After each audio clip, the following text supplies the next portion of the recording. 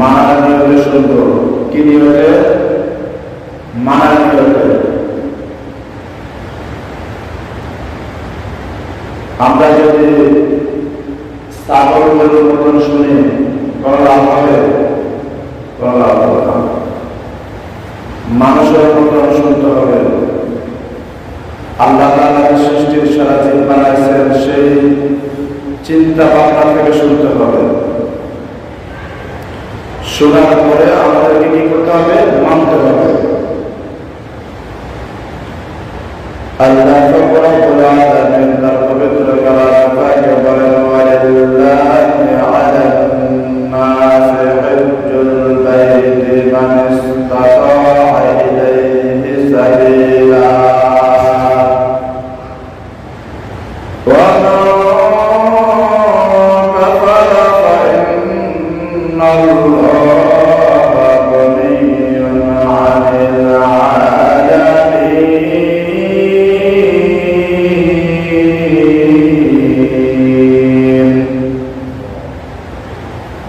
আমার আল্লাহ রাব্বুল আলামিন সারা পৃথিবীর সমস্ত মানুষের উদ্দেশ্যে বলতেছেন, ওরে দুনিয়ার মানুষ, তোমাদের উপর একটি অধিকার পাওয়া আছে। সন্তান তো তার বাবার কাছে অধিকার পায়, জায়গা জমির অধিকার পায়, কথা বলার অধিকার পায়, সম্পদের অধিকার পায়। আল্লাহ রাব্বুল আলামিন সারা সৃষ্টি জগতের উদ্দেশ্যে বলেন, ওরে দুনিয়ার মানুষ, তোমাদের কাছে আমি একটি অধিকার পাওয়া আছে, তোমরা আমার সে অধিকারটুকু দিয়ে দাও।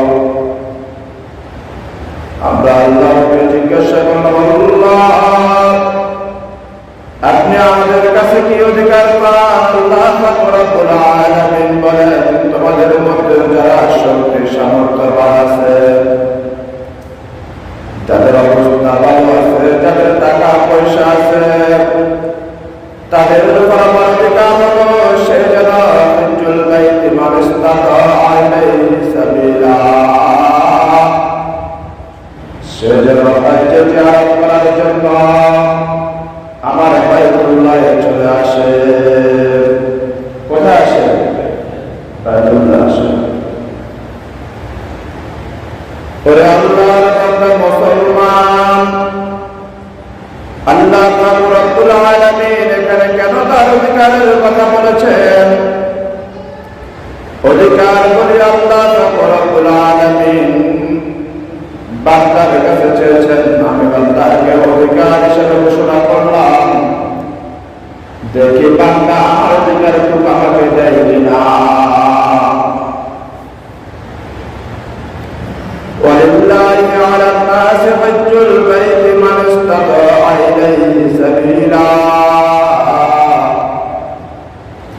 যে ব্যক্তির শক্তি সামর্থ্য থাকলো কিন্তু হজ্জে বাইতুল্লাহ করলো না,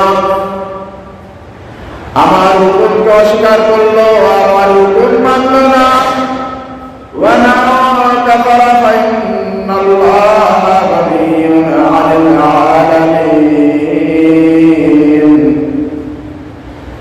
তাদেরকে আপনি বলিয়া দেন তারা যেন আমাকে মুনাফিক কি মনে না করেন।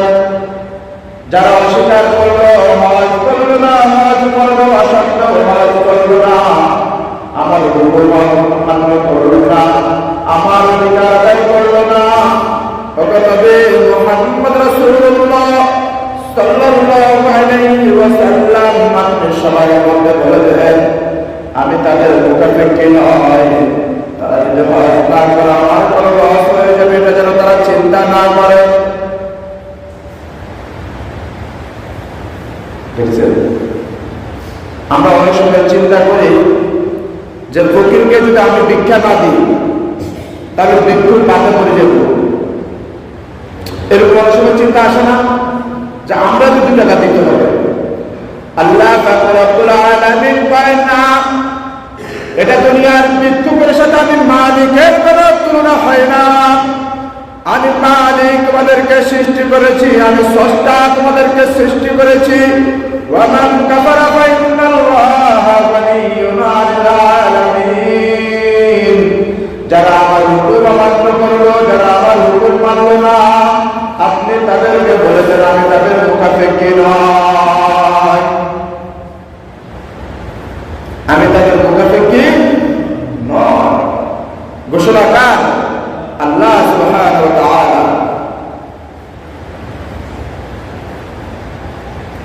পরে আল্লাহর বান্দা মুসলমান ইমানদারের দল খুব মনোযোগ সহকারে শুনতে হবে।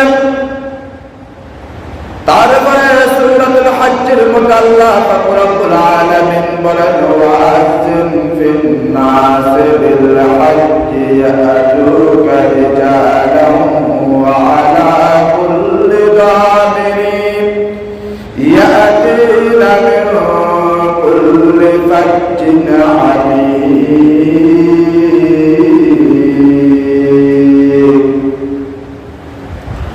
ওগুলোকে আপনি ঘোষণা করে দেন, আপনি মাইকিং করে দেন,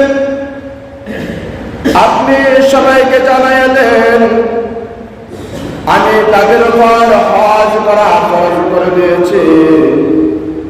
তোমাদের মধ্যে যাদের যে অবস্থান থেকে আসতে পারো, ওই সময় অনেকে হেঁটে আসতো হজ করার জন্য, অনেকে উট নিয়ে আসতো হজ করার জন্য। এখন সারা পৃথিবীতে বর্তমান বৈজ্ঞানিক ব্যবস্থা হয়েছে, বিমানের ব্যবস্থা হয়েছে, হেলিকপ্টারের ব্যবস্থা হয়েছে, রকেটের ব্যবস্থা হচ্ছে।